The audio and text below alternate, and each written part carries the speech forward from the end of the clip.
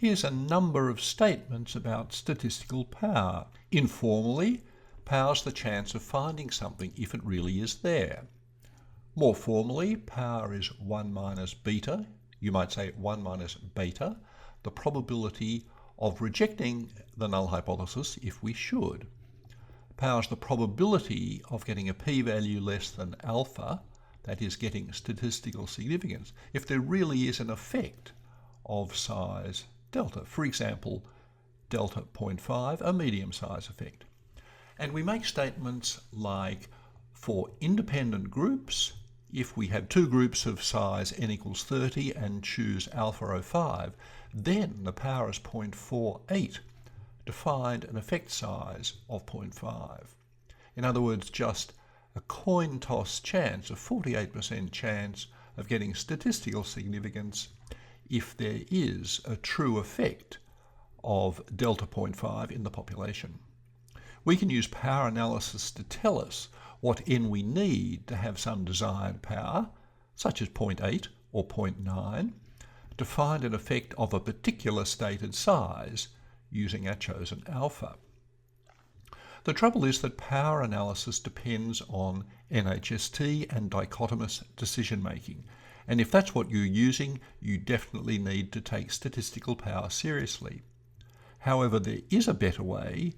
Use instead estimation and precision for planning to choose n to achieve your desired target MOE. But now more about power. Here are two power diagrams, just examples. In proper software, you'd be able to calculate power for a much wider variety of values and situations. In the upper panel, we have alpha 0.05, in the lower panel, 0.01, independent groups design. And these curves tell us about the relationship. What power for a particular n and for a particular effect size. So two groups of n equals 30 to find a true effect, medium size effect, delta 0.5, then power is 0.48. We need to know and consider sample size, alpha, true effect size, and power. And these two figures illustrate the relationships amongst those four quantities for the independent group's design. If we have a more stringent criterion for statistical significance, 0.01, then two groups of size 30 and a true effect of 0.5, power is only 0.24, only about half what it was with the 05 criterion. If we want to ask what n do I need to achieve a power of 0.8 using alpha 0.01, then I can come across here, and if I'm looking for an effect size of 0.6, for example, I come across to about there on the curve, that's about 0.8, and drop down. I need two groups of size about n equals 66. If I want to find a true effect of 0.5, then I'm going to need much larger samples, two samples almost of size 100. Again, these figures show how these four quantities trade off and relate. For the paired design, we have comparable figures that show us how for this design, power, sample size, true effect size, and alpha all interrelate, but we need to consider an additional parameter, rho, the population correlation between pre-test and post-test, between the two measures in the paired design. This upper panel is for alpha 0.05, rho 0.6, and down here alpha 05, rho 0.8. Fairly often in practice, rho is around this sort of 0.5, 0.6, 0.8 range of values, but there are no guarantees. And now these figures tell us about the interrelationship of all these quantities, and we can say things like, if we have n equals 30 and use alpha 05 and assume rho is 0.8, then for true effect size of 0.5, we get power of 0.99, a 99% chance of statistical significance if we have n equals 30, alpha 05, and there is this high correlation in the population, then power is 0.99. Power software allows us to find power and study this relationship for a full range of values of all these parameters, and also for designs much more complicated than just independent groups or paired. We should use figures like this not to find what is the correct n to use for our study, but to investigate how these various values interrelate.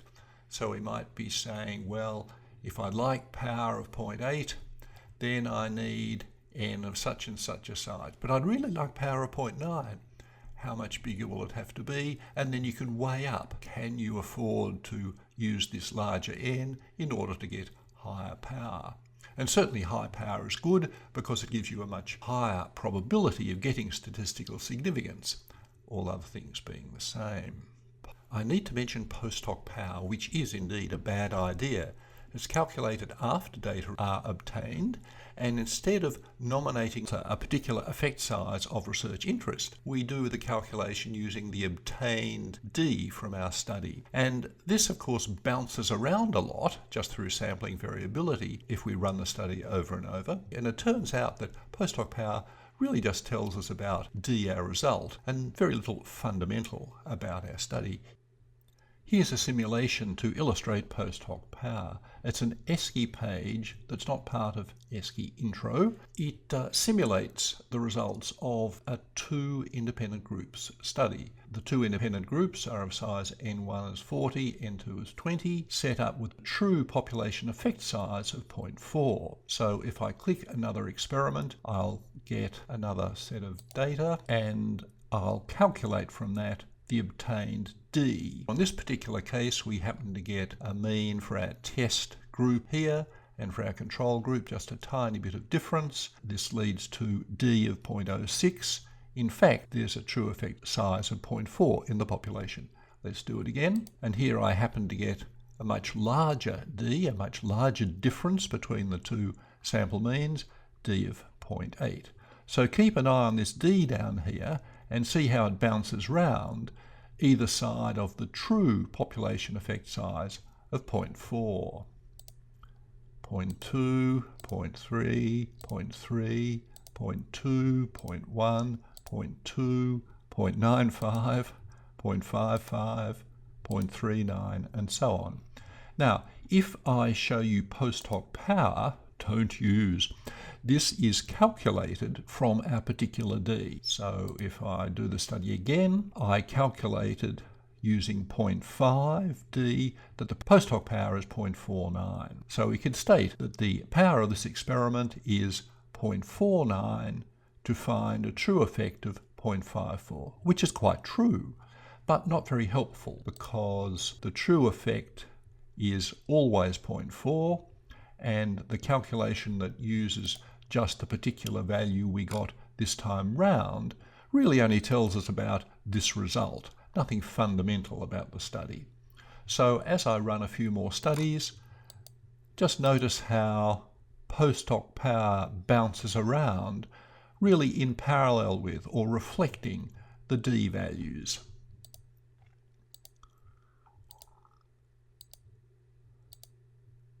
There's one that happens to be higher than the true power of 0.3 because we happen to have got a sample D rather higher than the true population effect size.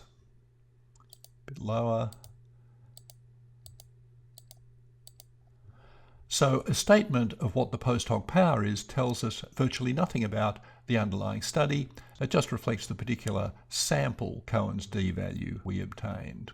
Yes, post hoc power has been devastatingly criticised, basically because it doesn't tell us what we want to know. That's something fundamental about our study. The chance we'll find an effect of a size chosen to be meaningful in our research situation. It merely reflects the outcome of our study. It tells us nothing new. I only mention it because some software, did anyone mention SPSS, may give post hoc power in its printouts. Simply don't use it. If you see a power value, always ask power to find what particular target delta, what particular chosen true effect size. And unless you can see that clearly stated, then perhaps you've got post hoc power. It's going to be misleading and of no use. Don't use it. And more generally, thinking of power, well, consider using estimation instead of power and NHST, and using precision for planning instead of power.